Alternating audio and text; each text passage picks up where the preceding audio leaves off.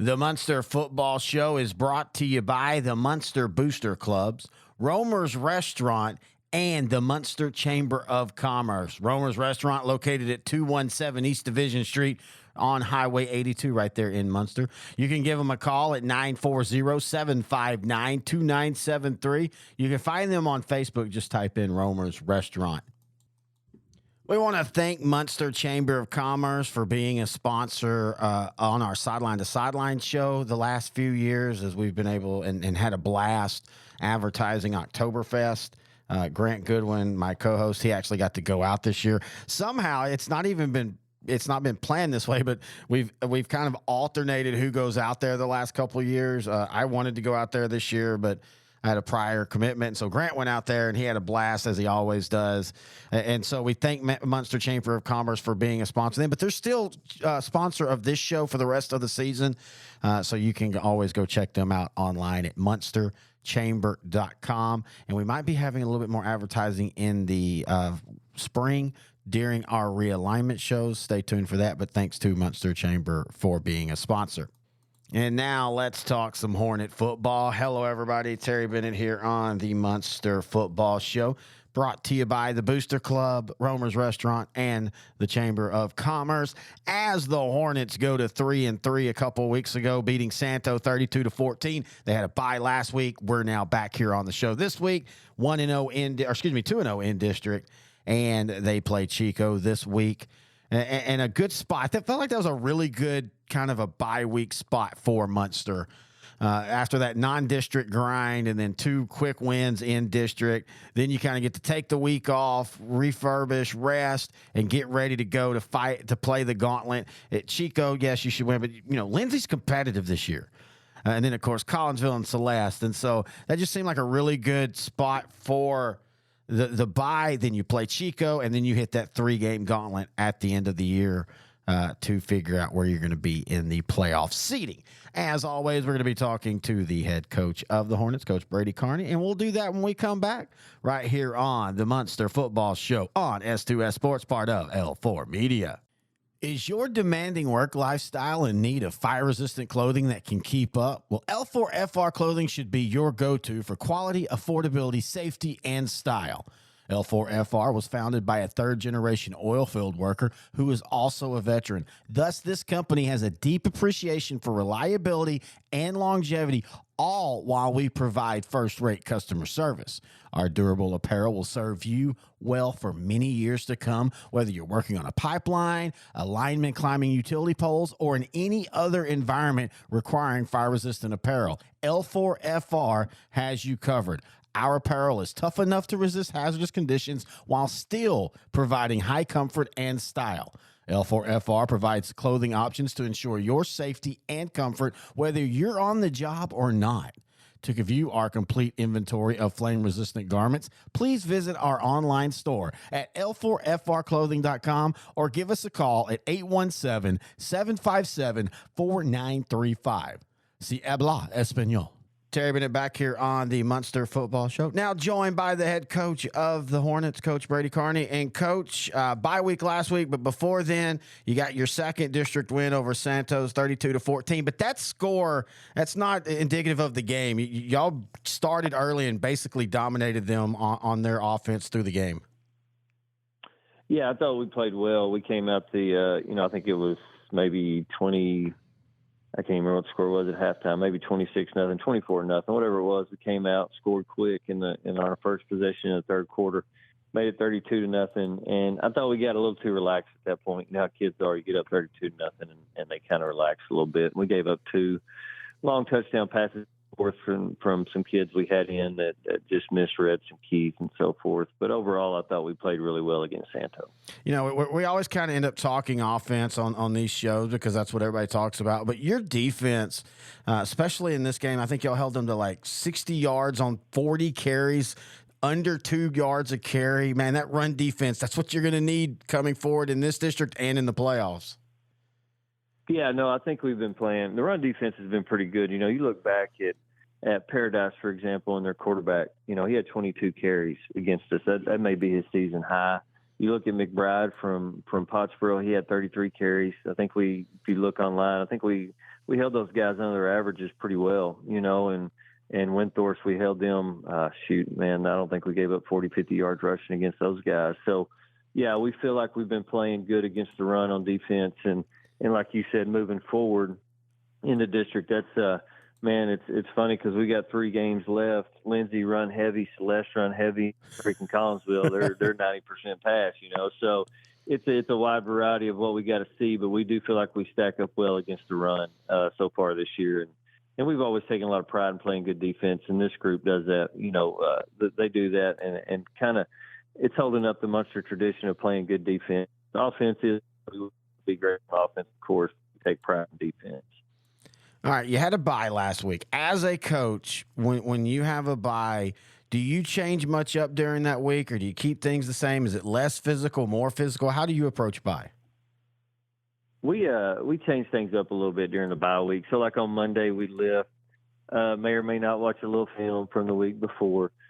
Tuesday we go out and practice. Wednesday's a practice, Thursday's a practice, and Friday's a lift. Then I give them off on Saturday. So I try to give them as many breaks as I can.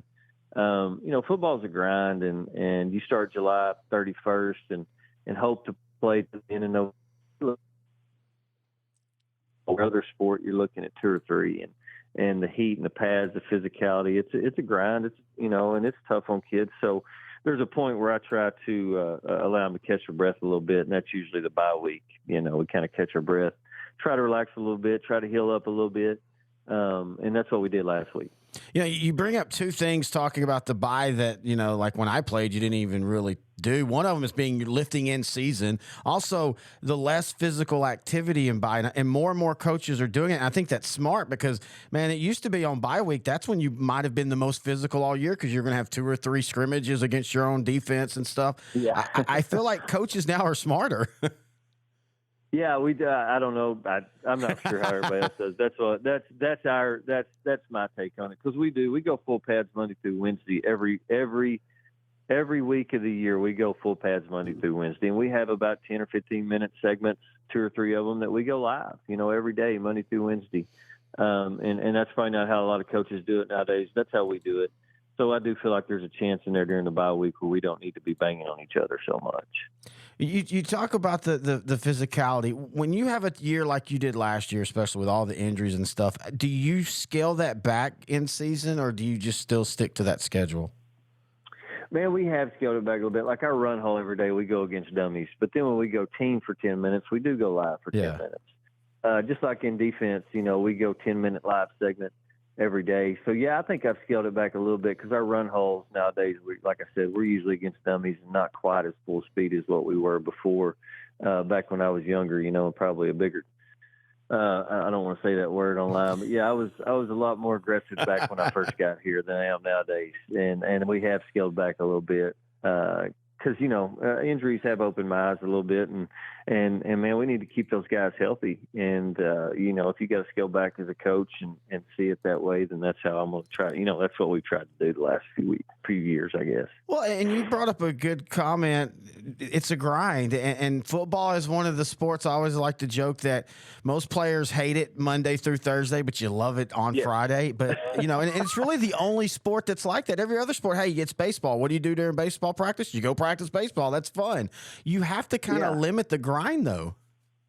You do, and it is a grind, and the other thing with basketball and baseball, you get a lot more opportunities. You get 30 to 40 games. For football, you get 10, and you get that grind of Monday through Thursday and getting to play once a week, and that's funny because that's what I was going to talk to the kids about today because I do feel like I feel like our effort hasn't been great the last 2 weeks, which I get. It's a bye week and so forth, but that was going to be something we talk about today because we talk about it all the time. But yeah, man, it's a grind and the opportunities aren't near as many as what they are with baseball and basketball. So you've got to enjoy every opportunity you get every Friday night because, a lot of teams only get 10.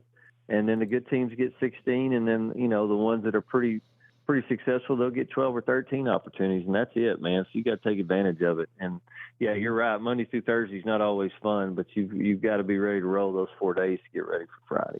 All right, your opponent this week, Chico, the Dragons are down this year. And when you look at them on film, what do you see that could give you some problems?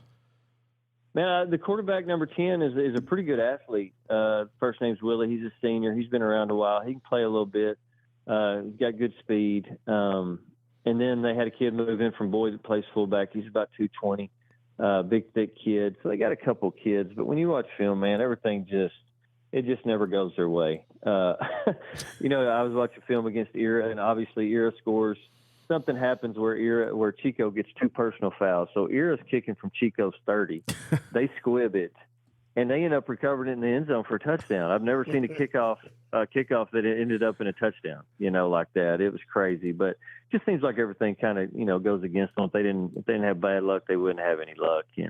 And man, Coach Sanders does a great job as far as he does everything he can to get those kids out, get his numbers up, get them playing hard. He's working his tail off, and I hope for him he flips it here, you know, in the next year or two. I know his numbers are better down low, but you know, he's just it's just they haven't had much success, and it's hard to get kids motivated to play when you don't have that. But I tell you what, he works hard, and you know, that bad luck could flip tomorrow night against us, and the ball could go their way, and they could get a little good luck. So we need to go out and play with great effort, and like we've been doing, very physical and fast, and not let up. You know what I'm saying? And that's our goal for tomorrow night. You know, this is our second year doing the show, so this is the beginning of our second run through these district coaches. And one of the things that always stands out, and you know, some districts you have some crazy hated blood rivals, and then some you don't. This district, you are all competitive, but it seems like the coaches all have a good relationship with each other. Yeah, I think so. You know, like you said, us and Lindsay, we've got a great rivalry as far as football, as far as the game goes. I respect Casey, and me and Coach Jones are friends. Me and Coach Patterson. Coach Rector's a great dude over Celeste. Like I said, those guys, Terry at Era and Sanders at Chico, and Coach Mann, all those guys are great guys. I think they're great coaches. You know, and I think that's another thing that makes our district really tough, is I do think all the kids are coached really well. Here at L4 Media, we talk high school football, 4A, 3A, and 2A in Texas. We talk East Texas sports. We talk NFL, guy talk, movie, and booze. We also talk wrestling and so much more. And you can see it all on our YouTube channel at L4 Media Company. Like and subscribe. Terry Bennett back here on the Muenster Football Show. As always, we thank Coach Carney for joining us. And as always, if you have any questions, thoughts, or comments, email us Terry at s2ssport.com.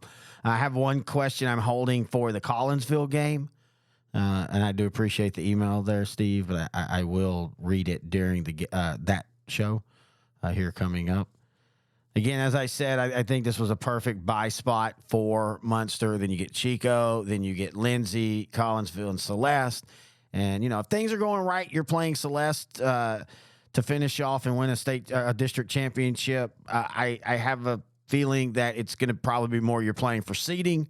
Not that Muenster can't beat Collinsville, but Collinsville is special again this year. I mean, they were special last year. They went 12-2. You know, so, and if you remember, as great as that 12-2 team was, you know, it was a dogfight against the Hornets. And it'll be a dogfight again this year. Again, I'm not saying Muenster can't win that game. I'm just saying it's going to be a tough one. And if Muenster beats Collinsville, then I think Muenster's announced themselves in this region. So it'll be interesting to see that one. But you got to take care of business before you get there, and that's what they're going and working on doing. And that starts with Chico. And the Dragons are down. And this should be a comfortable win. And then you go from there. So we'll talk about that next week. We'll also talk about the Lindsay game next week on the Muenster Football Show right here on S2S Sports, part of L4 Media.